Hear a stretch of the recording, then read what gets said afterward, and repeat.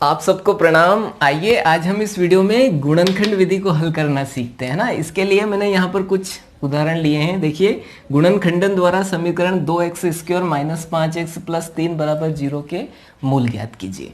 तो गुणनखंड विधि को हल करने के लिए यहाँ पर अपन 3 स्टेप अप्लाई करेंगे। यदि ये 3 स्टेप आप ध्यानपूर्वक देखते हैं और समझते हैं तो कोई सी भी द्विघात समीकरण हो उसको आसानी से गुणनखंड विधि द्वारा हल कर पाएंगे। तो देखिए, पहली स्टेप ध्यानपूर्वक देखिएगा। पहली स्टेप में आपको क्या करना है, x² का गुणांक और अचर पद दोनों का गुणा करना है। देखिए यहाँ पे लिख भी देता हूं मैं, x² का गुणांक और अचर पद दोनों का गुणा। अब देखिए यहाँ पर x² का गुणांक आपके पास क्या है, 2। अचर पद क्या है अपने पास, 3। तो ये दोनों का गुणा कर दीजिए, 2 गुणित 3 2 तिया 6। ये है पहली स्टेप, है ना। दोनों का क्या करना है आपको, गुणा। उसके बाद आपको क्या देखना है, मध्य पद यानी x का गुणांक देखना है दूसरी स्टेप में। तो यहाँ पर लिख देता हूं x का गुणांक। ठीक है, x का गुणांक यहाँ पर आपके पास क्या है, -5। क्लियर है। अब आपको क्या करना है कि जो भी यहाँ संख्या गुणा करने पर आई है ना, कोई भी संख्या हो सकती है यहाँ पर, है ना। तो x² का गुणांक और अचर पद दोनों के गुणा करने पर जो भी संख्या आपको प्राप्त हुई उसके गुणनखंड कीजिए। तो देखिए 6 यहाँ पर छोटा है, आसानी से गुणनखंड कर पाएंगे अपन, 2 तिया 6। तो गुणनखंड इसके 2 और 3। इन गुणनखंड को इस प्रकार से मैनेज करना है कि गुणा करने पर तो 6 प्राप्त होना चाहिए और जोड़ने या घटाने पर जो संख्या x का गुणांक हो वो प्राप्त होना चाहिए। तो देखिए यहाँ -5 है तो इनके चिन्ह अपन क्या कर देते हैं, माइनस। तो इनको जोड़ेंगे तो क्या प्राप्त हो जाएगा, -5। और जब इनका गुणा करेंगे तो देखिए -2 गुणित -3 प्लस के 6 भी प्राप्त हो जाएंगे। क्लियर है।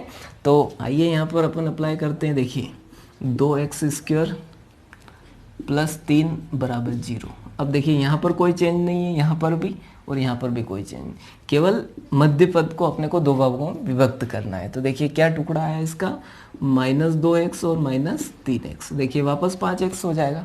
क्लियर है। अब आगे अपन तीसरी स्टेप आपको ध्यान रखना है, उभयनिष्ठ लेना। उभयनिष्ठ यानी कॉमन। तो देखिए यहाँ से क्या कॉमन ले सकते हैं अपन, दोनों में से 2 कॉमन ले सकते हैं और x² है और यहाँ पर x है, इसलिए क्या कॉमन ले सकते हैं, 1x। तो यहाँ पर x² है यानी x इंटू x। तो 1x आपने बाहर ले लिया तो क्या बचेगा, 1x बचेगा, माइनस ये 2x पूरा बाहर चला गया तो क्या बचेगा, 1 बचेगा। क्लियर है।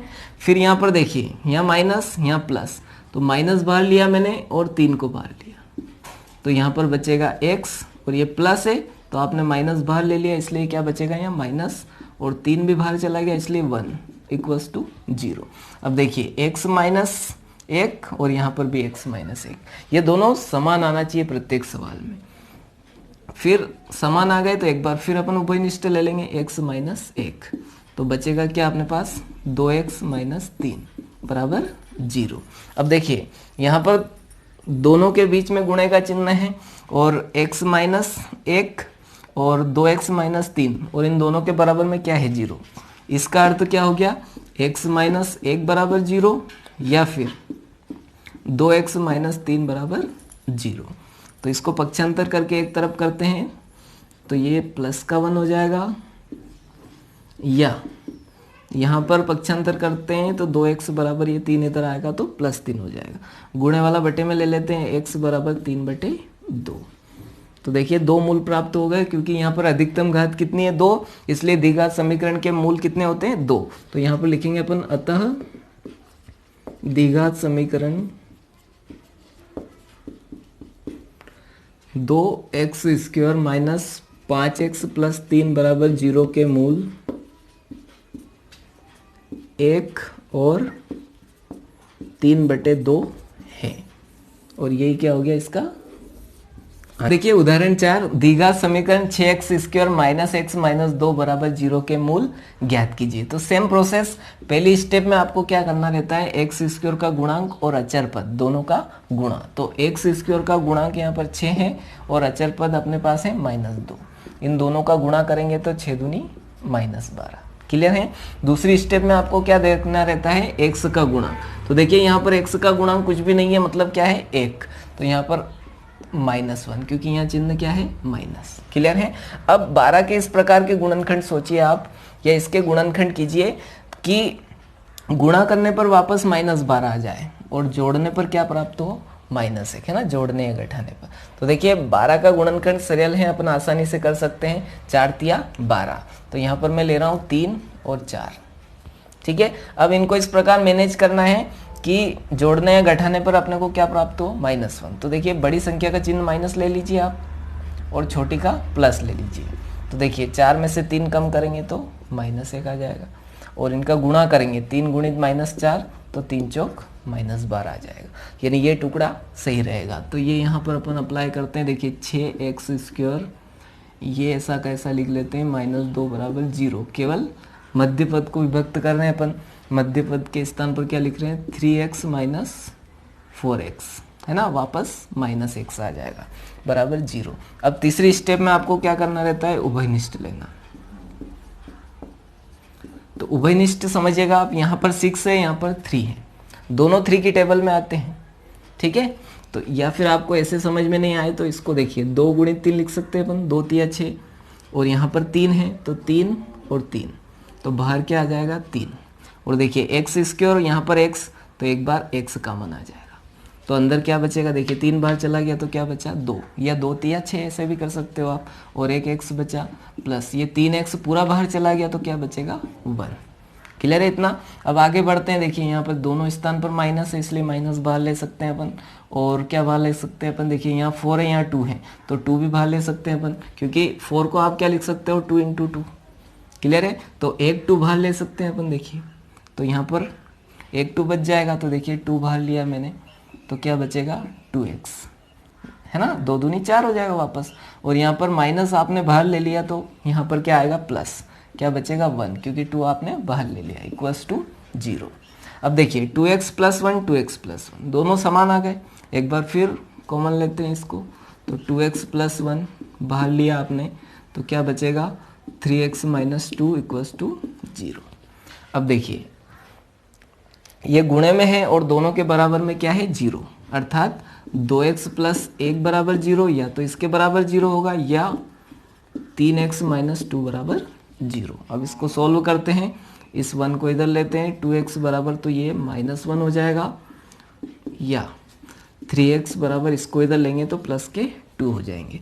अब ये गुणे वाला पक्षांतर करके बटे में ले लीजिए, तो -1/2 आएगा, और यहाँ पर हल करेंगे तो x बराबर 2/3 आएगा।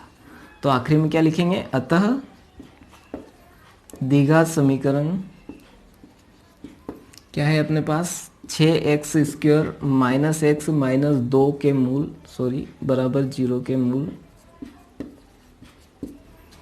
-1/2 और 2/3 है। उदाहरण 5 को ध्यान से समझिएगा। द्विघात समीकरण 3x² - 2√6x + 2 = 0 के मूल ज्ञात कीजिए। देखिए रफ कार्य इधर कर लेते हैं अपन।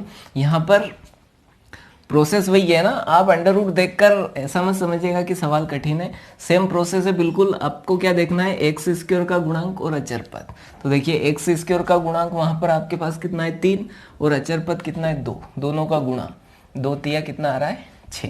क्लियर है। उसके बाद आपको दूसरी स्टेप में क्या देखना रहता है, x का गुणांक। तो x का गुणांक यानी पूरा देखना है ना, केवल 2 मत ले लेना आप। तो पूरा गुणांक इसका देखेंगे तो 2√6 है ना माइनस का। अब आपको इसको इस प्रकार 6 के गुणनखंड करना है कि गुणा करने पर वापस 6 आना चाहिए, लेकिन जोड़ने पर -2√6 आना चाहिए। ऐसे टुकड़े अपने को इसके मैनेज करना है। तो देखिए यहाँ पर आपके पास है -2√6, तो आपको पता है √6 गुणित √6 बराबर क्या होता है 6। ठीक है, क्योंकि देखिए 6 × 6 जोड़ा बनकर एक बार 6 क्या आ जाएगा बाहर। क्लियर है। या फिर 6 × 6 = 36 को अपन बाहर करेंगे तो भी क्या आएगा 6। तो इसलिए √6 और √6 गुणा करने पर आपको क्या प्राप्त हो जाएगा वापस 6। लेकिन अपने को जोड़ने पर क्या आना चाहिए -2√6। तो इन दोनों के चिन्ह आप क्या कर दीजिए माइनस कर दीजिए। क्लियर है। तो देखिए दोनों के चिन्ह यदि माइनस करेंगे तो 1 अंडर रूट 6 1 अंडर रूट 6 जोड़ेंगे तो ये हो जाएगा 2 अंडर रूट 6 माइनस का। इतना क्लियर है, ठीक है। तो ये टुकड़ा जो है वो करेक्ट रहेगा। तो देखिए यहाँ पर अपन मध्य पद को विभक्त करते हैं 3x² माइनस इसके स्थान पर, है ना, क्या आ जाएगा under root 6x minus under root 6x plus 2 बराबर 0, है ना। अब अगले स्टेप में प्रॉब्लम यहाँ आती है, अपने को कॉमन लेना है। अब कॉमन लेने के लिए थोड़ा आपको दिमाग लगाना पड़ेगा। देखिए यहाँ पर आपके पास क्या है 3 और यहाँ पर क्या है अंडर रूट 6। तो इसको इस प्रकार से मैनेज करना है कि यहाँ से अपन कॉमन ले सकें।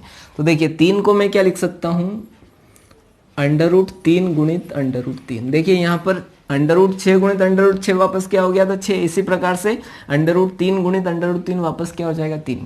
कैसे होगा, देखिए 3 गुणित 3 जोड़ा बनकर एक बार 3 बाहर आ जाएगा। तो इसलिए इसको मैं लिख रहा हूँ अंडर रूट 3 गुणित अंडर रूट 3 x²। क्लियर है। माइनस इस 6 को भी अपन दिमाग लगा के क्या लिख रहे हैं अंडर रूट 2 गुणित अंडर रूट 3। देखिए 2 तिया 6 और ये x माइनस। इसी प्रकार से इसको भी लिख लीजिए अंडर रूट 2 गुणित अंडर रूट 3 और ये x प्लस इस 2 को भी अपन क्या लिख सकते हैं अंडर रूट 2 गुणित अंडर रूट 2 बराबर 0, है ना। 2 को भी ऐसे ही लिखा मैंने जैसे 3 को लिखा है ना, अंडर रूट 2 गुणित अंडर रूट 2 वापस जोड़ा बन जाएगा और एक बार बाहर आ जाएगा। यह 4 होगा, 4 को जब आप बाहर निकालोगे तो कितना निकलेगा 2।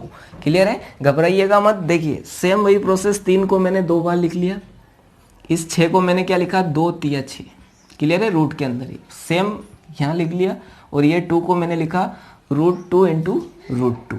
अब यहाँ पे कॉमन लेने में अपने को प्रॉब्लम नहीं आएगी। देखिए अंडर रूट 3 यहाँ पर भी है, अंडर रूट 3 यहाँ पर भी है, तो ये अंडर रूट 3 बाहर लिया मैंने, फिर x² और ये x, इसलिए एक बार x बाहर ले लेंगे तो यहाँ पर बचेगा अंडर रूट 3x माइनस, देखिए ये बाहर चला गया तो यहाँ पर बचा अंडर रूट 2 और ये x बाहर ले लिया। अब यहाँ से देखिए आप ये इतना इतना हो गया, अब इसमें से कॉमन ले रहे हैं अपन।